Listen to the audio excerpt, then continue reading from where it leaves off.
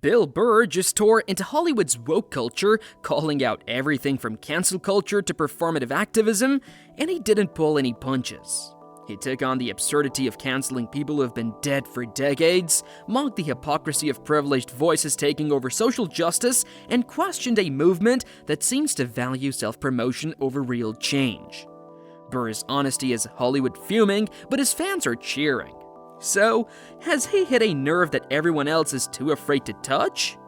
Bill Burr's take on cancel culture is as hilarious as it is cutting. He points out what a lot of us are already thinking. Cancel culture has turned into a wild monster, grasping at anything it can, even if it's decades old. Burr laughs at the idea that society is so desperate to keep canceling people that it's digging up the past of those who aren't even around to defend themselves. His classic example? John Wayne. Suddenly, a guy who passed away in 1979 was trending because people were outraged over something he said in a Playboy interview from 1971. To Burr, the whole situation was beyond ridiculous. Wayne's views reflected the time he lived in, and Burr couldn't help but mock the outrage as if people had just uncovered some lost footage or a new movie. He jokes that all of a sudden, it's as if Hollywood dug up John Wayne just to cancel him one last time. But before we continue with the video, make sure to like and subscribe. We currently have a lot of viewers who haven't subscribed to our channel, and while it is free for you, subscribing to us will make a hell of a difference for us. We appreciate you very much. For Burr, this is the ultimate proof that cancel culture has lost all sense. It's no longer about accountability, it's about digging up anything that could be deemed offensive by today's standards. Even if it's so outdated, it's practically historic. And while Burr keeps it lighthearted, his message hits home for a lot of people who feel that cancel culture has started to eat itself alive. When fans laugh along with Burr, it's not just because his take is funny, it's because he's vocalizing a frustration so many feel. Cancel culture at this point almost feels like a parody of itself. So desperate to cancel, it's hunting down the deceased. But Louis just making movies on his own. I know. Did you see that one? I loved it. That 4th of July with Joe Lift? Yes, absolutely. Yeah, it was fantastic. I mean, don't get me started on that. Bill Burr's view on Louis C.K.'s cancellation is both hilarious and painfully on point. Burr sees Louis C.K., his friend and fellow comedian, as someone who has just faced his punishment, and then some. In Burr's words, it's like watching a fight where the winner has long since proven their point, but they just keep throwing punches anyway. Louis C.K.'s career took a massive hit, his personal life was turned upside down, and he essentially disappeared from the public eye for a long stretch. For Burr, there comes a point where enough is enough, and he's unafraid to say it. His stance feels honest, like he's just standing up for a friend who's had his fair share of consequences and should be allowed back on stage. But it's been long enough, and welcome back to the world. You took $50 million from him, man. I think they punished him. Enough. For Christ's sake. This perspective strikes a chord with fans who feel that cancel culture has little room for redemption. Burr's take is about more than just Louis C.K. It's about what feels like an unending punishment that makes no room for people to learn or grow. In Burr's eyes, Louis has paid his dues and deserves a second chance to be heard. For Burr, it's an idea grounded in common sense and fairness. A stance that resonates with many people tired of seeing careers and reputations destroyed with no path to recovery. Burr's viewpoint sheds light on a shared frustration. If we continue this pattern, are we really holding people accountable, or are we just shutting the door forever? Quiet! It's subtle. People look around first. They make sure the coast is clear. Burr's criticism cuts straight to the heart of performative activism. He argues that these women, while often living lives of immense privilege, have somehow managed to position themselves as the faces of oppression. To Burr, this is hypocrisy in its rawest form. Individuals with every advantage are leading the charge in lectures on privilege while conveniently ignoring their own. He's quick to paint a vivid picture, often mocking these oppressed white women as sipping lattes and driving SUVs, while lecturing others on injustice? It's funny because it's absurd, and Burr plays on that irony perfectly.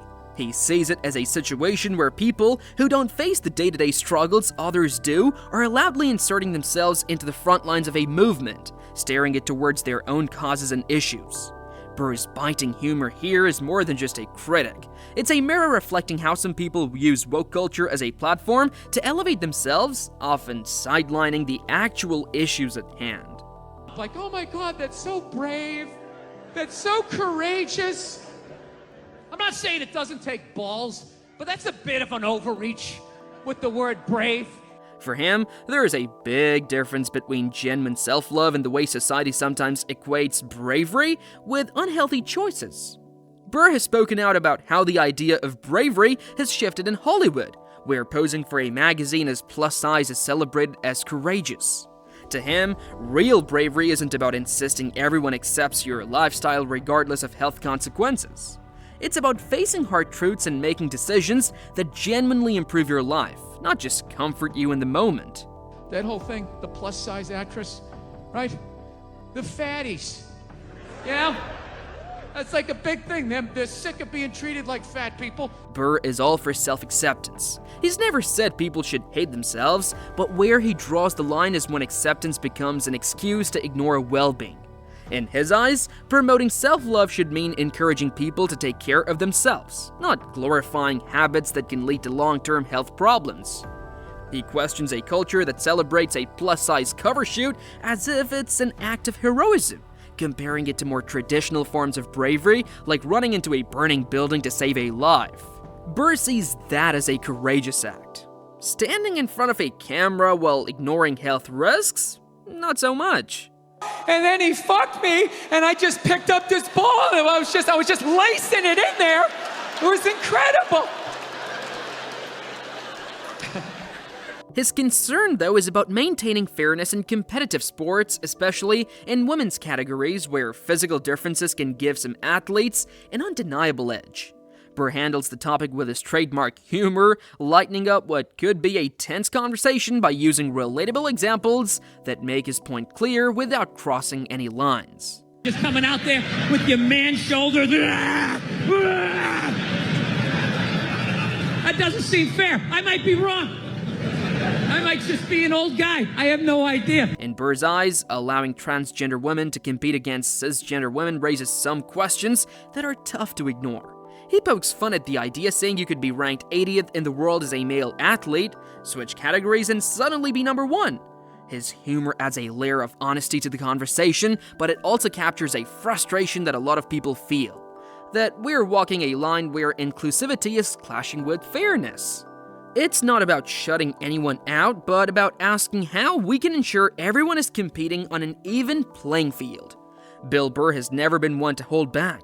And when it comes to comedy, he's even more relentless. For him, comedy isn't just about laughs, it's about freedom. It's about pushing boundaries and tackling subjects that make people a little bit uncomfortable. That's why watching comedians self-censor to stay acceptable drives him nuts. He sees a new wave of comedians who seem to tread carefully, avoiding any topics that might trigger backlash or upset the woke crowd. To Burr, that's the death of comedy. The entire spirit of stand-up, he argues, is built on honesty and boldness, not on pandering to what people think they want to hear. In Burr's view, if comedians start worrying too much about who might get offended, they lose their edge and comedy becomes flat. He's never been one to cater to every demand, and he believes that's what gives comedy its power, to take a risk and sometimes say the thing everyone else is afraid to say. Without that raw edge, Burr argues, we're just left with safe jokes that don't really say anything meaningful. And to him, that's not just disappointing, it's a betrayal of what comedy is supposed to be. So, what are your thoughts on this? Let us know in the comments below.